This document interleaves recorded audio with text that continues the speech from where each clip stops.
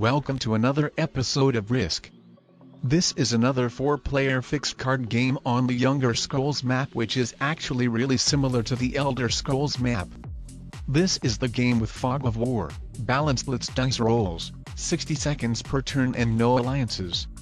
The winner of this game is going to get a lot of skooma and the losers will be sent to the oblivion. So it's better not to lose this game. The white player didn't ready up, so the things don't really look good for him, as the bots usually end up losing, but I mean this is his choice. And then another opponent of mine is the green player wins every 4th game he plays, and the pink player who wins every 9th game he plays on average. And after taking a look to my opponent's stats, I think that the green player is either an intermediate or an expert, but if I had to pick one, then let's say that he is an intermediate, and then I assume that the pink player is probably a beginner. And if I'm right or not, we are going to find it out at the end of the video. So as you can see, I'm going for the Dark Mire, or like it is called in the Elder Scrolls, the Black Marsh area. And that is bad for me, is that the pink player is going for the area which is close to me. He is going for the Windmire area, or the famous Morrowind area. One bad thing is that I wanted to for this area after capturing Darkmire, and another bad thing is when in a 3-player situation 2 players fight, the third one usually wins. And since me and pink will be bordering each other, there is the biggest probability for us to fight each other, rather than the conflict be between me and green, or pink and green. But on the other hand, the white bot has the most of his troops on the green players, so the bot should be the most of an issue for the green player. So at least this is what is good. But I would rather to deal with a bot rather than a real player.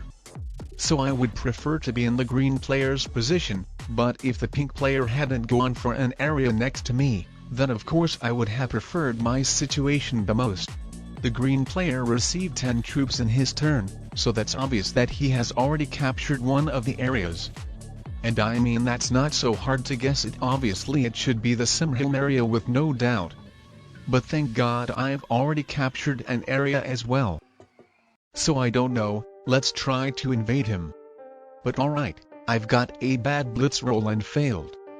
I wanted to see if I actually be able to fight both of my opponents on my own. To see whether I would be able to fight both of them at once, dominating the game or not. But with me failing, obviously I won't be able to be aggressive, as otherwise it will go absolutely wrong for me. So while at first I was potentially considering to invade the pink player whenever he capture his region, now I know that I won't. As if fight pink, then the green player will win, and if I fight green, then the pink player will win. So I either have to fight both of them at once, or not to fight any one of them at all. And I will go with the second choice, as I want that there will be a conflict going on between the pink and green players themselves, but not between me plus any other player, or even both of them at once. But since the green player brought some troops next to me, I decided to still crush them. I tried to invade him into his region, so I think he might have wanted to retaliate. But I mean he is still able to invade me as long as he wants to. And if he doesn't want to invade me anymore, then I think how the game goes could really depend on the pink player. On what he wants to do, and if he wants to be a friend or an enemy to me. If he invades me, then I think I will just be forced to start putting my troops to one big army and turtle, hoping for the best, as otherwise with pink and me attacking each other back and forth the game would be given away for green. So with the pink player invading me, I would just start putting my troops to one big army, waiting till the pink and green players fight each other. It would be a really bad situation for me though, as this is a big map with big troop bonuses, and then since I wouldn't see almost all of the map, I wouldn't know when it would be the right time to step in until it's too late, or like if they destroy themselves too much, then when to finally stop hoarding troops and start expanding. And also I'm just not even mentioning that by being the weakest I could just be simply eliminated by one of them without even getting any opportunity. But so far the pink player lets me hold my region, so everything's good for now. I'm not going to pressure by overguarding my borders. I think if I started to strongly guard my next to pink borders, then the pink player could think that I want to attack him, so he would attack me first. though if I don't guard my borders strongly when the pink player will, then he could be tempted to invade me. So I don't know, but in any case I think it would be better to avoid causing tension to him.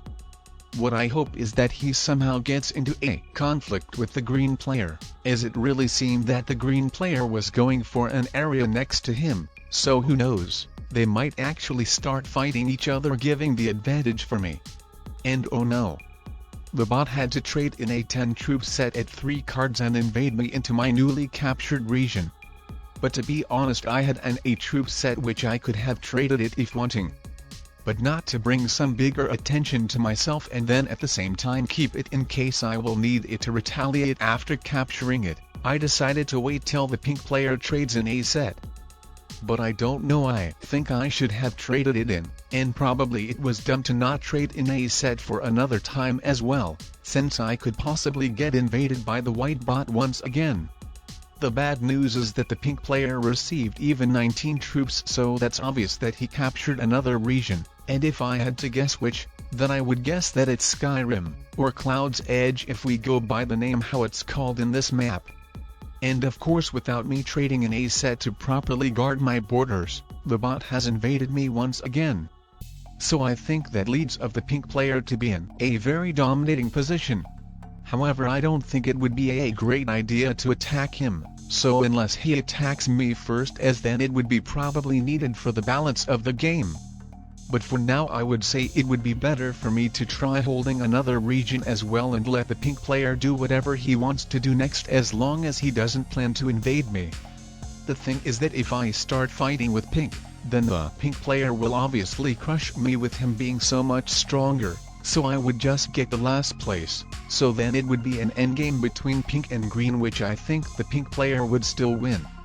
If I had to guess, I think the pink player could really afford fighting me and the green player at once, but since I have no idea how many troops the green and pink players actually have due to the fog, I have no idea. But my main plan is to hold 2 regions like the pink player and let him be busy with his stuff. His turns take quite long, so I assume he is making a bunch of attacks, so while he is potentially wasting his troops on the white and green players, I want to hoard and save as many troops as possible, so I would have a decent chance against him at the endgame, or if I could properly retaliate when he finally decides to invade me.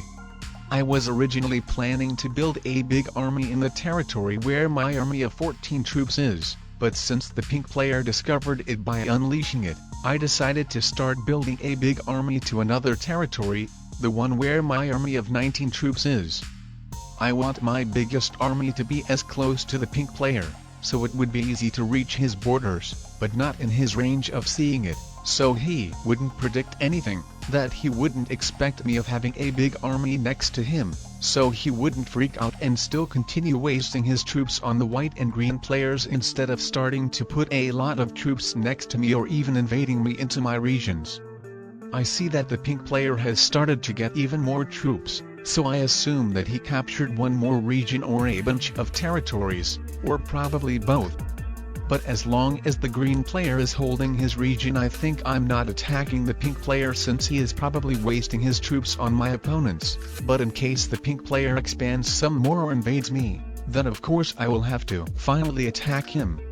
But alright, I see that the green player only received 3 troops, meaning that he was invaded into his region, and then from the movement I see that the bot took over him. So now it's the best time for me to attack the pink player, as otherwise if he firstly attacks me, then I would be in much terrible position with the comparison in which I will be now. But of course there was possible that the pink player could have still gone after the white and green bots, but I mean obviously I didn't want to risk it with me being the only real pink player's opponent who hasn't yet become a bot. And oh wow, that's awesome, after my attacks the pink player has actually quit the game as well. So with all of the opponents quitting, it couldn't be better for me. It will be so easy to finish dealing with the bots. So it might just take quite a while, which might be very boring to watch. So let's just use the Dragonborn shout to wipe out all the bots immediately.